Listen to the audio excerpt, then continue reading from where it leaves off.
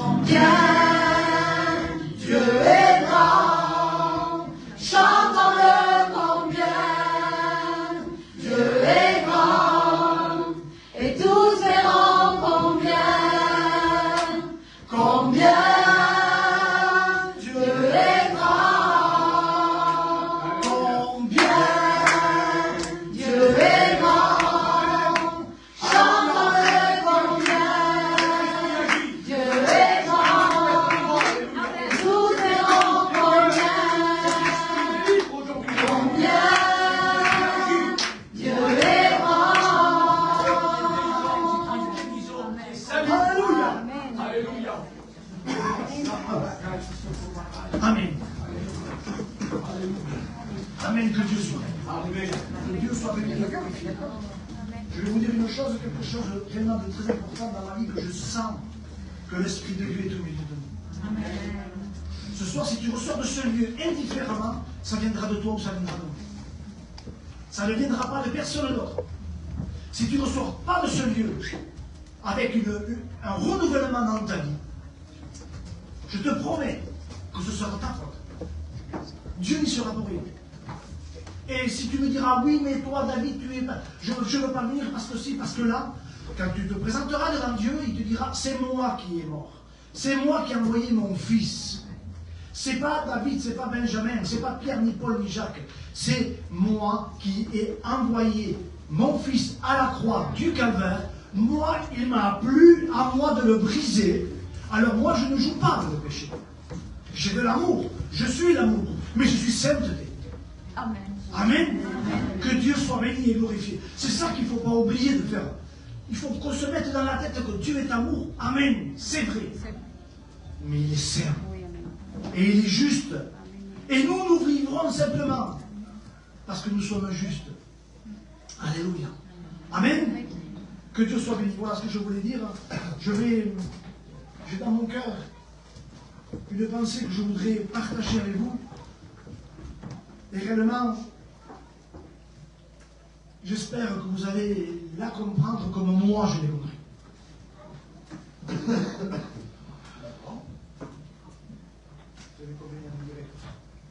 Voilà.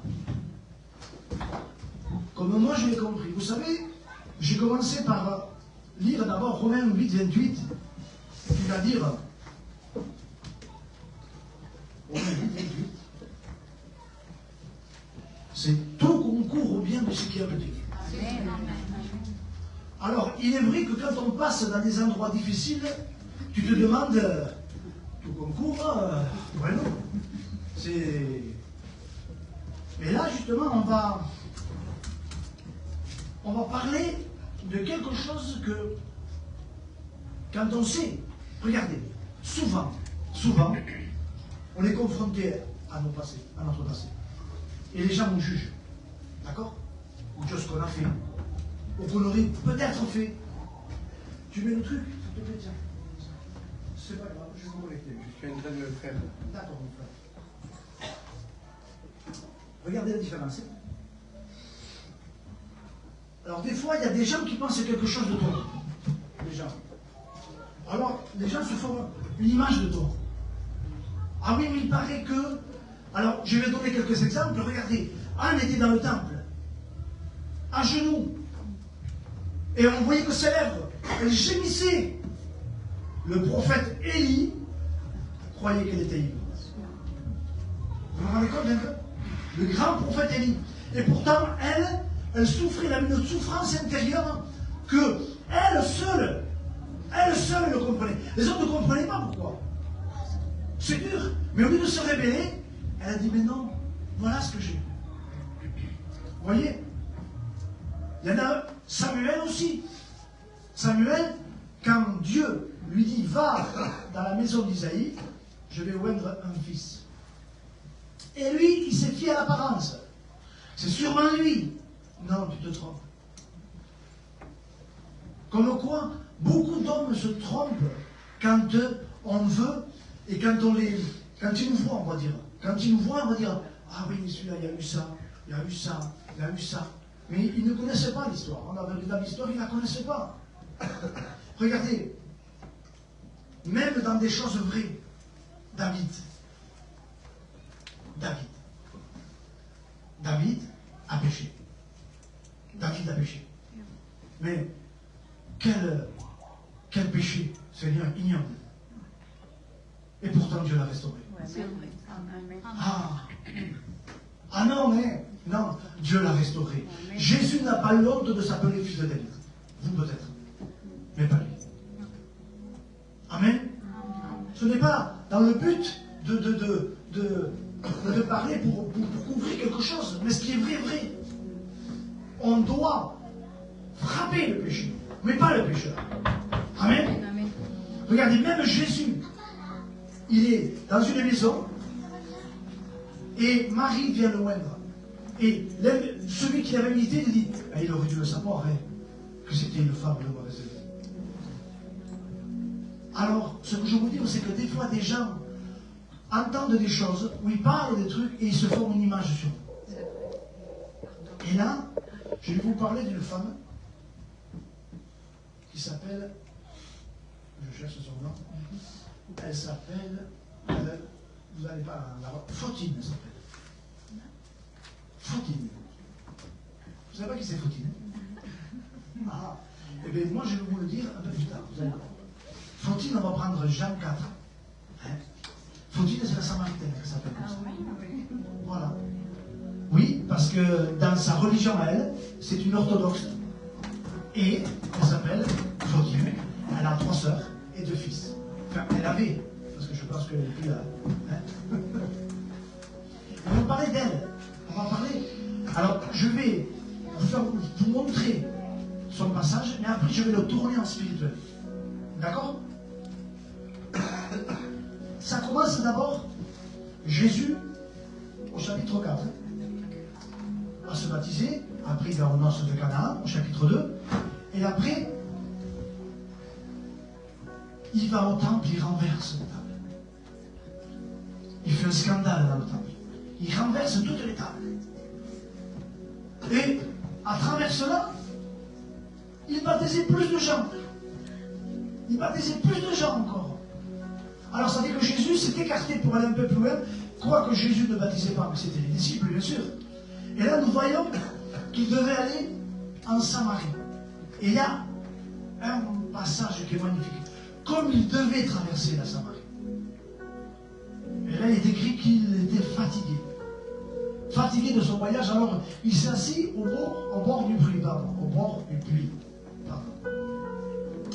Et j'ai voulu creuser. J'ai voulu creuser. Pourquoi Jésus fatigué? Les disciples aussi devaient être fatigués. Ils ont fait le même chemin. Seulement, en grec, il est plus riche que le français. Parce que fatigué, ça se dit kopiao en grec, mais ça veut dire aussi travailler. D'accord? Si tu veux, le travail qu'a mené Jésus pouvait l'amener à la fatigue. D'accord? Amen? Vous me suivez? Qu'est-ce que ça veut dire? Ça veut dire que le travail de Jésus, vous savez, le premier, c'est de se mettre à part la nuit pour recevoir les instructions du Père. Et quand il déposait les mains, il savait que les gens allaient être guéris. Parce qu'il avait reçu déjà le tableau de bord dans la prière. Alors Jésus, il était fatigué, mais tellement qu'il s'est mis devant Dieu, qu'il a prié, qu'il a intercédé, parce que lui, il savait, il connaissait ce moment-là. Et là, donc, il s'assoit au bord du puits, vient une Samaritaine, qui s'appelle Fautine, et elle vient puiser de l'eau. Alors là, j'ai encore creusé. 20 puisées. 20, je me suis regardé 20. Ça veut dire, en grec, erchomai, ça veut dire être poussé par, être impulsé. C'est-à-dire qu'elle est allée à ce puits, mais il y a quelque chose qui l'a poussée. C'est quelque chose qui lui a dit d'y aller à ce moment-là. D'accord? Amen? Et cette puissance, vous savez bien tous qu'est-ce que c'est. C'était le Saint-Esprit qui l'a poussé. C'est une impulsion. C'est pas pousser. Pousser, tu pousses. Impulser, vous savez ce que c'est une impulsion? C'est d'un bond. D'un bond, elle y est allée. Pourtant, c'était en plein midi. Et ça, j'ai une petite fenêtre, je vous en parlerai après. Alors, voyez, elle vient, c'est-à-dire elle a été poussée par l'esprit et puisée. Puisée en grec, toujours pareil, parce que si vous voulez, ça a plusieurs significations. En français, c'est trop petit. Ça veut dire encléo. Mais ça veut rien dire. Mais la définition réelle en français, c'est écopée à fond de cale. Ça veut dire puiser par des actions vaines. C'est-à-dire, elle allait là-bas, mais elle savait qu'elle allait rien recevoir. Que l'eau, elle allait être sale. Qu'il allait manquer d'eau. Elle le savait. Elle le savait. Amen? Vous me suivez? Là, comme je vous ai dit, il était environ midi. Et ça, j'ouvre une porte après. Je dirais, là, nous voyons que Jésus était assis, et là, il commence à lui parler. Ça, pour un juif, c'était une abomination. Jésus a violé la loi. Puisqu'il s'est permis de parler à une Samaritaine. Et le Samaritaine, en hébreu, ça veut dire chamérique, mais on ne va pas s'arrêter là. Alors, Jésus va lui demander, donne-moi à boire. Seigneur, tu vois, je vous ai tellement décortiqué cela. Comment Dieu me l'a montré. Donne-moi à boire. Qui c'est qui a dit, donne-moi à boire dans l'Ancien Testament? Quelle est l'autre personne qui l'a dit? Je vous le dis, qui c'est? C'est Eliezer à Rebecca. Sur le lieu. Amen. Amen. Alléluia. Et si vous voulez, quand elle penchait cette cruche, cette femme, et qu'elle puisait, c'était un puits qui faisait 40 mètres de profondeur. Il n'y avait que l'eau de pluie et une nappe néphratique, je pense. ça se dit? C'est ça? Phréatique. Ah oui. C'était un anagramme. D'accord? Voilà. C'est-à-dire que quoi? Que l'eau du puits est stagnée. D'accord? Elle stagnait. C'est-à-dire que quand elle descendait le puits, elle descendait avec la cruche. Elle descendait. Et quand elle remontait, il y avait de la vase. Parce que ce n'était pas de l'eau vive. C'était de l'eau calme. Donc ça fait que quand elle remontait, l'eau n'était pas bonne. Elle n'était pas bonne à boire. Parce qu'il y avait de la vase. Il y avait des choses mauvaises. Après, quand elle a pris la cruche, alors la cruche, ça se dit oudria. Je me suis arrêté à tout. Il y a 3 fois dans la Bible où le mot oudria est dit, parce que, mettons, dans le mot oudria, tu vois, il y a le mot cruche, mais il y en a qui disent seau, mais là, le mot cruche, c'est marqué 3 fois dans la Bible. C'est 2 fois dans Jean 2 et 1 fois dans Jean 4. C'est-à-dire dans les noces de Cana. Alors, ce sont des cruches qui faisaient environ entre 25 et 35 litres. Alors, pour elle, c'était trop lourd. Rendez-vous compte, 40 mètres de profondeur, tirer la corde avec 25 litres au bout. C'était trop dur. Et pour nous, qu'est-ce que ça veut dire ça? Qu'est-ce que ça veut dire? Ça veut dire qu'on ne se sert pas de la parole de Dieu avec la bonne cruche. Le puits, c'est la loi. La Samaritaine, c'est l'image de Rebecca. Parce que tout l'enseignement qu'a reçu la Samaritaine, c'est l'enseignement de l'Église qu'on va recevoir maintenant. Amen? Vous me suivez? Donc, quand elle lui parle de l'eau vive, elle a bien compris. Elle a bien compris, la Samaritaine, qu'il y avait quelque chose de spécial en lui. Elle lui a demandé, mais tu es plus grand que lui?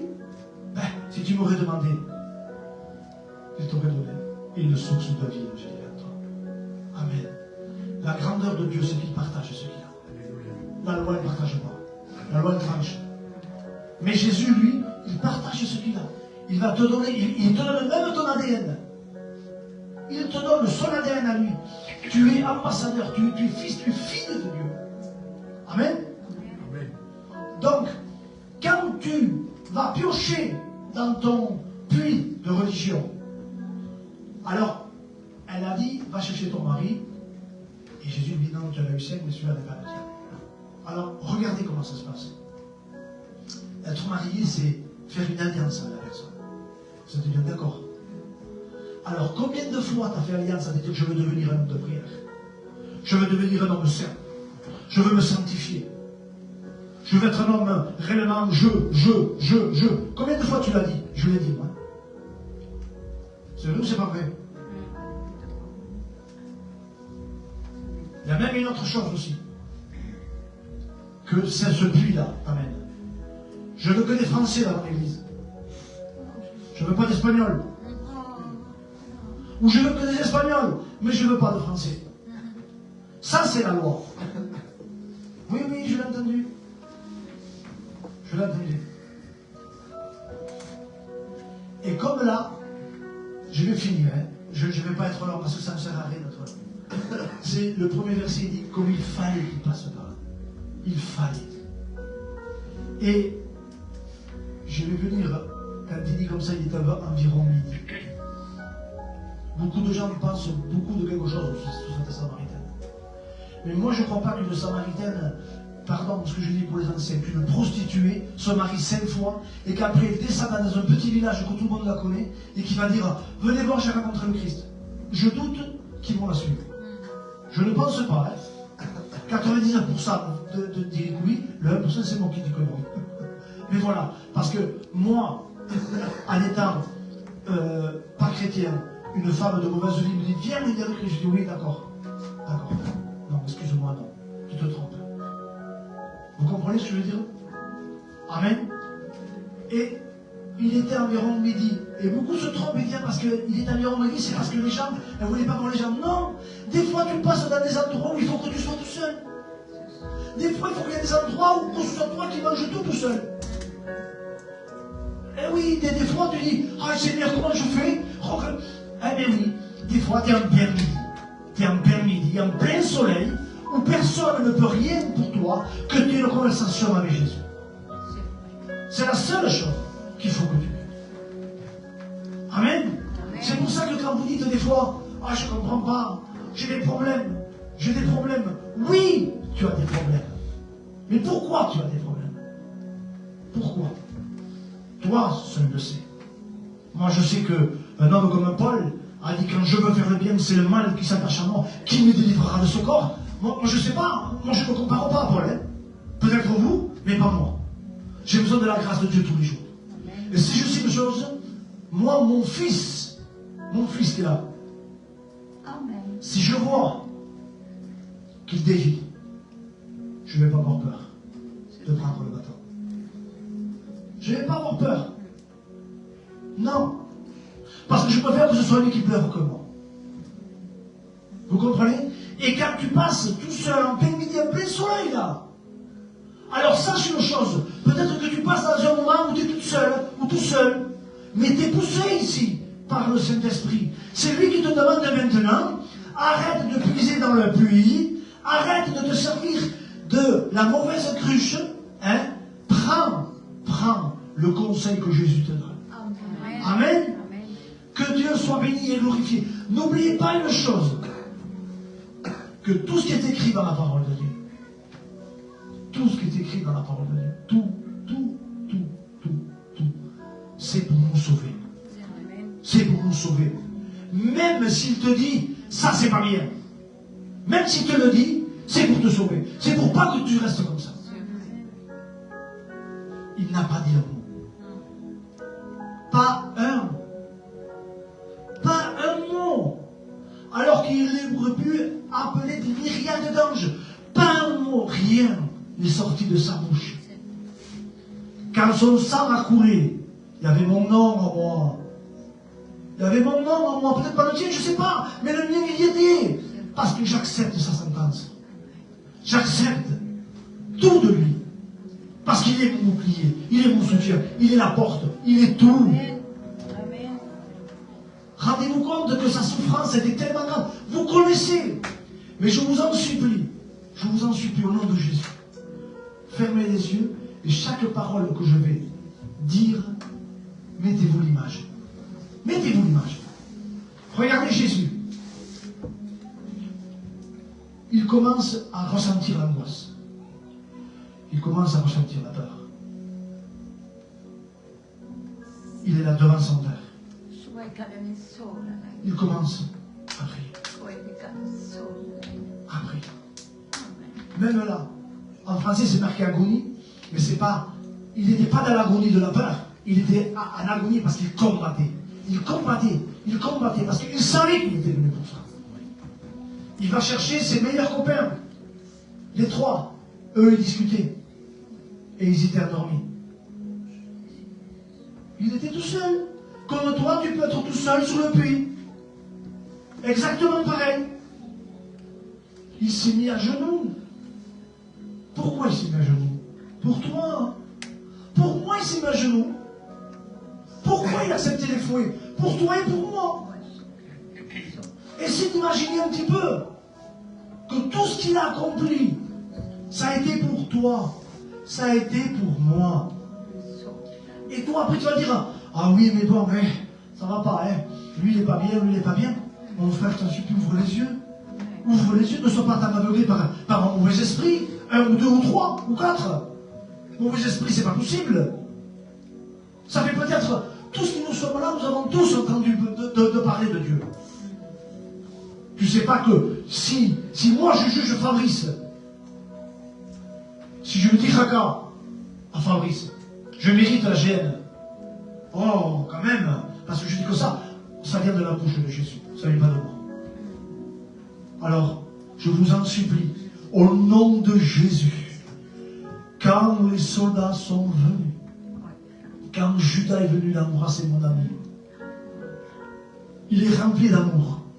Il est rempli de miséricorde, mais il est rempli de justice. Tu es assis avec Jésus au bord du puits en train de discuter avec lui. Alors quelle est ta position? Est-ce que tu vas prendre encore cette cruche-là qui n'est pas adaptée pour s'approcher de Dieu, ou tu vas l'accepter? Tout vient de toi. Ça ne vient pas de lui. Puisque même il y avait tellement le péché sur la terre que Dieu a dit, qui enverrai-je? Père, envoie-moi. Parce que du livre, il est question de moi. Dans le ciel, il y a un livre de vie. Il n'y a que lui qui peut l'ouvrir. Qui peut ouvrir ce livre? Il n'y a que lui. Ce soir, ne sois plus au bord de ce puits. Mais regarde, je ne veux pas que tu sois sentimental ce soir, parce que les sentiments ils s'en vont. Mais écoute, parce que quand tu écoutes, c'est ton esprit qui écoute. Et quand ton esprit écoute, le Saint-Esprit va te révéler les choses. Amen. Oui, amen. Je ne sais pas si tu les entends, les coups de feu. Mais sans-les. Sans comme la chair se déchire. Sans comme le sang coule. Avec la sueur. Pas un mot. Pas un mot. Pas un mot n'est sorti de sa bouche. Rends-toi compte un peu la souffrance que la Bible dit dans l'Ancien Testament, il va dire comme ça que ils ont labouré mon dos. Vous avez vu là en ce moment comment ça laboure? Vous avez vu comment la terre est retournée? Ils en ont fait des cires.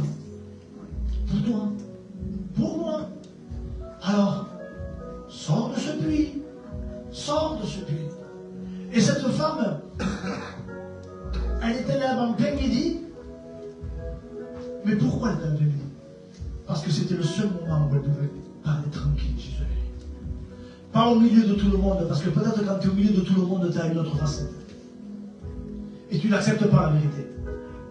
Alors, mais quand tu es tout seul et quand tu es dans le problème, tu n'as pas le choix. Moi, ce qui m'a permis de me relever, ça a été le problème. Hein. Ça n'a pas été la belle vie. J'ai crié à Dieu. J'avais plus de larmes. Mais quand le malheureux crie, ou si tu cries ce soir, tu as le droit au salut. Tu as le droit au salut. Peut-être que tu vas te dire, ah non, mais c'est pas possible, c'est plus moi, c'est toujours la même chose. Moi, je te dis que non, c'est faux. Si tu entends ça ce soir, c'est que c'est l'ennemi. Et si tu entends ça, l'ennemi te dit ça, c'est parce que tu as la victoire. Amen. Amen. Amen. Amen. Ça, entends, s'il te plaît, les gifles qu'il a pris pour toi.